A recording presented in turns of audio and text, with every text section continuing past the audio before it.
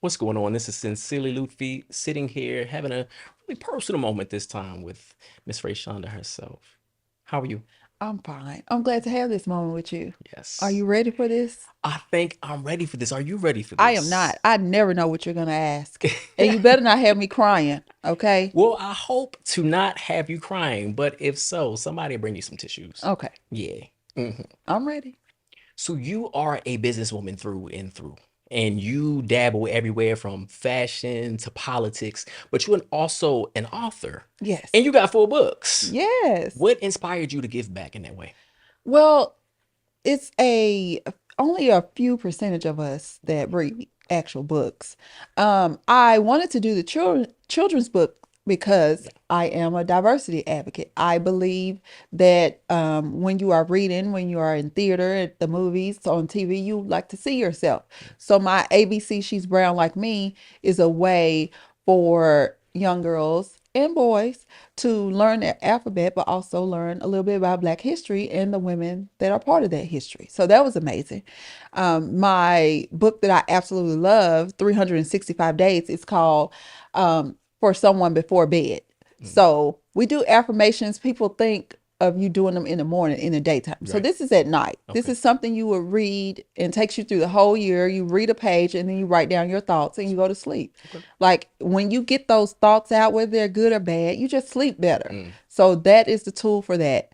My A Diva's Guide to God was just taking everyday situations and breaking them down in a way that would it's easily digestible and people mm, can understand, okay. right?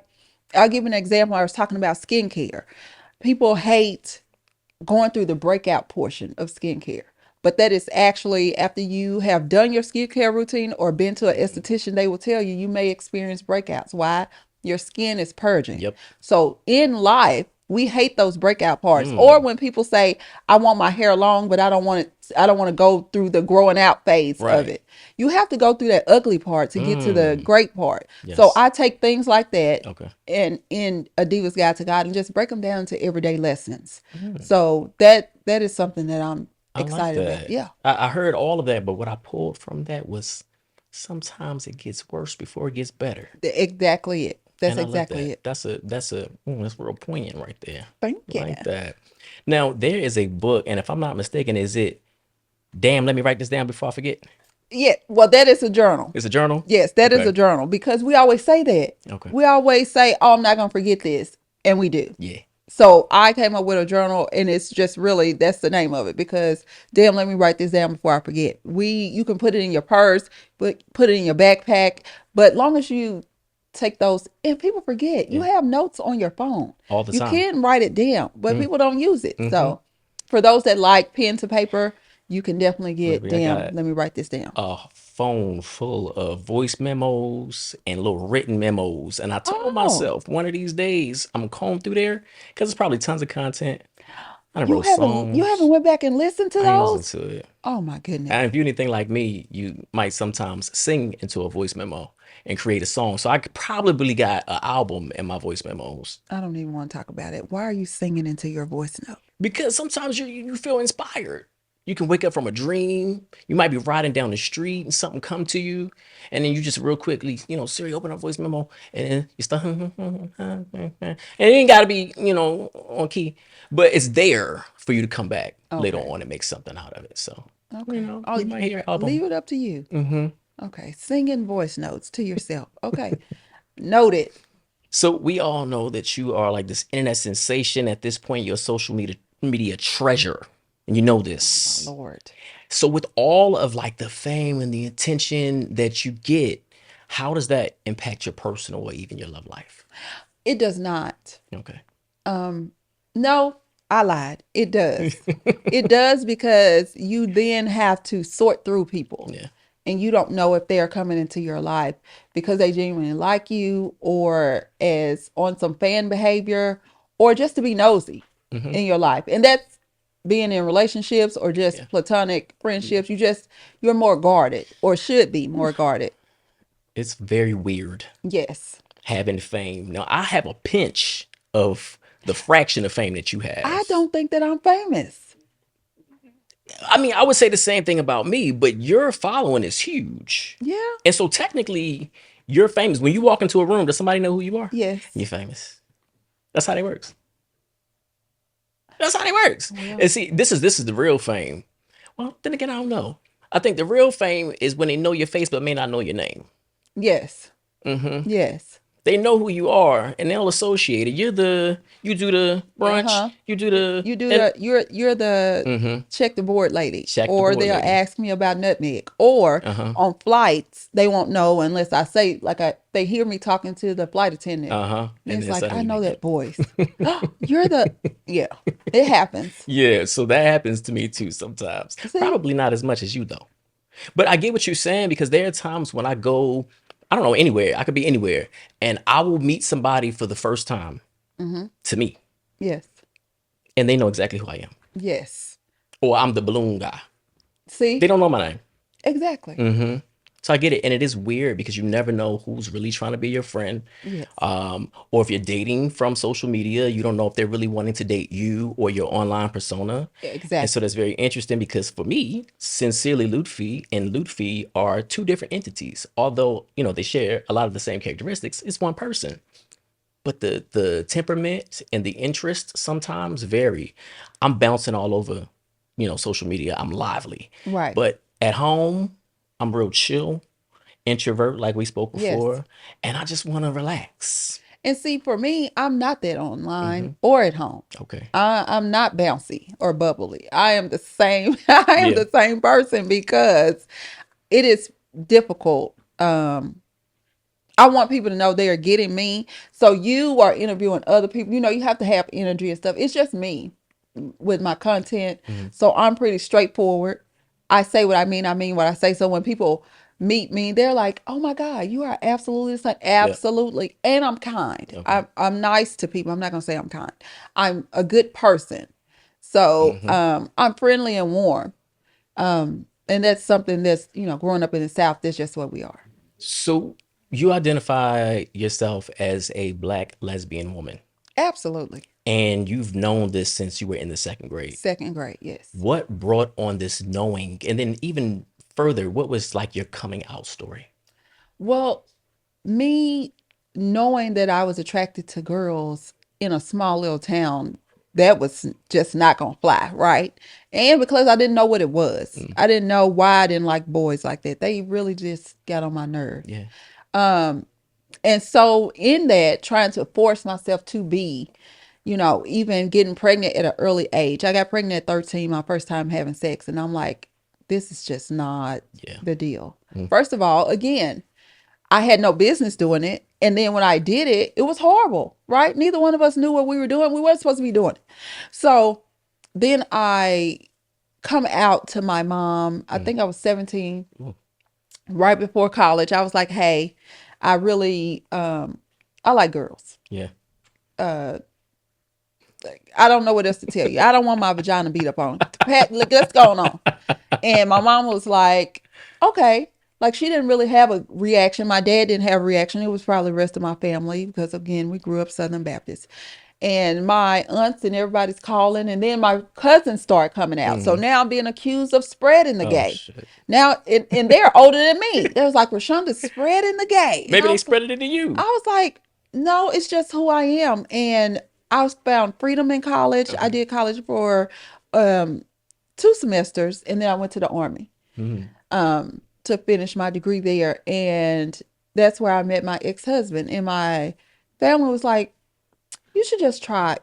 Just see if it works, right? And I'm like, I told him when I met him, I know that you like me, but I have a girlfriend, sir. Yeah. I do not like. Yeah. So to end up married with children, and I had to make a decision, right? Am I going to stay in a marriage that I know I don't want to be in? Like, no. And there are plenty of women that are and still do. Or am I going to raise these children alone in a happy home where I'm fully myself? Right. So I had to come to terms with what that looks like. When they tell you, even in the Bible, it says count up the cost, right? You have to be for real. Like, this can change your whole life. And for me, I just could not. And it wasn't fair to him or me. Mm-hmm. to be in a relationship that I didn't want to be in. So me coming out um was easy because again, I don't know because my mom accepted me. So I don't know, but I'm saying this Yeah. because I know who I am. Yeah. I don't give a damn who accepts me or not. I don't have to come out anywhere. I move about the world the way that I want to. Mm-hmm. And that is something now that even my friends that are in their 30s and 40s who have still not come out to their family, I'm Yeah. like, Yeah. Yeah. what? Yeah. In 2024? And I feel like your family always knows, Yes. especially for guys. And I say for females too, but from my perspective, guys, like once you hit 35 and you have no kids and you're not bringing around some baddie, Right. you probably have a living roommate. It's a guy. Yes. Yes. Yes. So, as a mother of four beautiful children who are all full grown adults Yes. now, and with you mentioning that you had your firstborn at 13 years old, Yes. how did that experience shape who you are today? Oh my God. It was life changing. It really was. Down to the fact that I was in denial that I Mm, was. And I remember my aunt asking me while sitting in my room, but my bedroom door was cracked and I could see my mama sitting in her room. And I just could not bring myself to tell her mm, because she was like, if you are, we can take care of that. At that time, I didn't know what she meant, but now I know what she meant. mm-hmm, But I was terrified yeah, to say that I was. And so by the time that I did admit that I was, it was too late. mm, Um, and just walking the halls of eighth grade pregnant, um, shameful. For me, I felt like not just for me, but like for my family. People thought differently of my mom and dad and things like that, which they had nothing to do with the yeah, decision that I made. Um, and teachers that didn't want me in their classrooms. mm, Um, and of course, I had a great few teachers that were like, "You're not the first teen mom, and you won't be the last, and you're gonna do great things, and keep going." But the loss of friendships, yeah, all of that changed me. It just showed me how fickle people are, mm-hmm, even children. But things that we learn, but then the ones that stayed with me, we are friends to this day. I'm yeah, talking about 30-year wow, friendships, right? Um, and to see where I am. But it shaped me in a way. It just opened my eyes at an early age of how life is and how people are, mm-hmm, which is why now I rarely even say phone numbers. yeah, Right. yeah, And my son's father passed when he was 2. mm, He died in a car accident. sorry to hear that. So I really became a single mom after that. So life, that little piece of my life really changed me and showed me this is why I show up for people now because it could be you. And I want to be the person that I wish I had there. Now, my mom and my dad, spectacular. Okay. My mom made sure that I never missed a day of school. Every day during the week, she would pull the crib into her room. And on the weekends, she's like, Oh, don't forget, that's your baby. oh, So she mm-hmm, had him during the week. I had him on the weekend. that's sweet. But yes.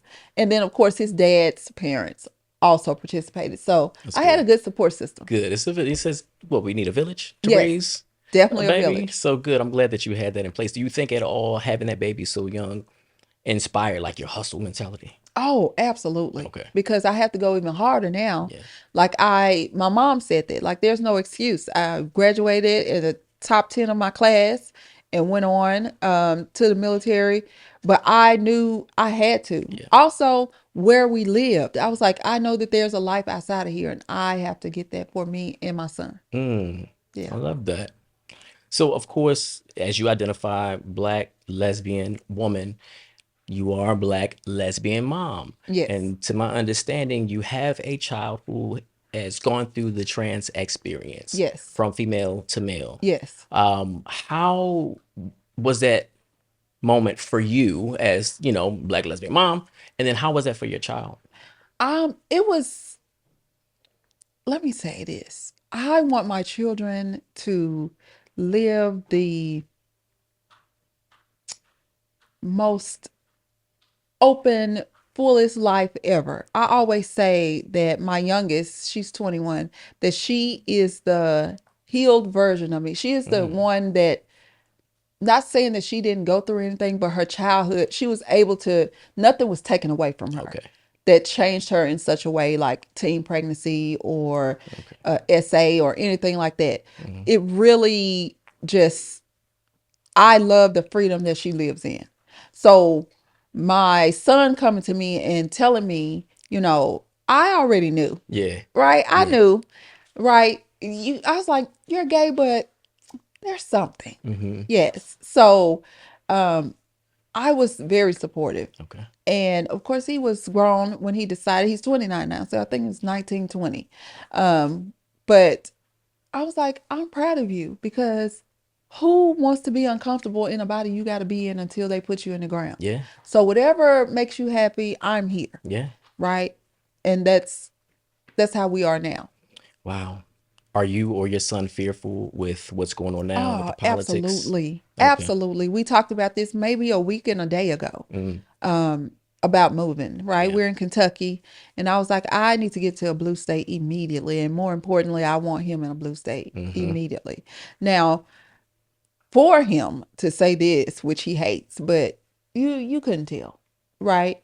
He's Mm. just a man. Mm. And he hates that people are like, they don't even know that I'm part of it. They just think that I'm a straight man. Yeah. But yes, so it is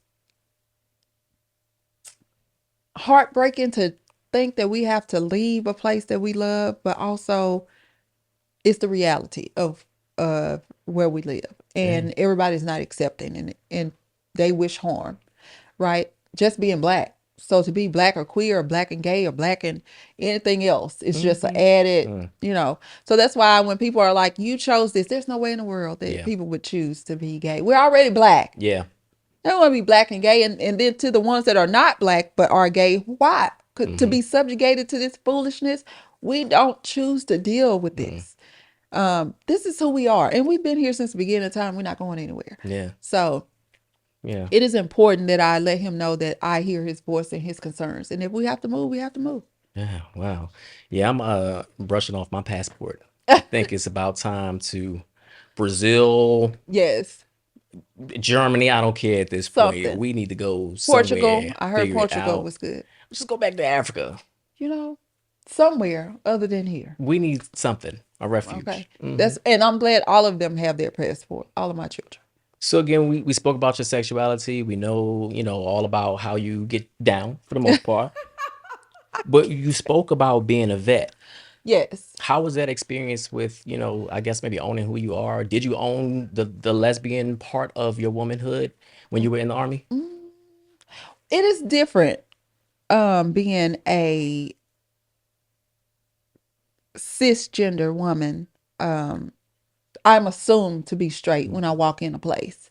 So I don't, if you don't ask me, if we're not dating, you don't know. Okay. So but in like boot camp and AIT and all that, when you're around women and girls, you're not alone. We spot each other. Our gaydar is all over the place. Yeah. In the military, I did not have a problem at all with that. But also, again, I'm not mask presenting, Okay. so their walk through life is different than mine. Yep.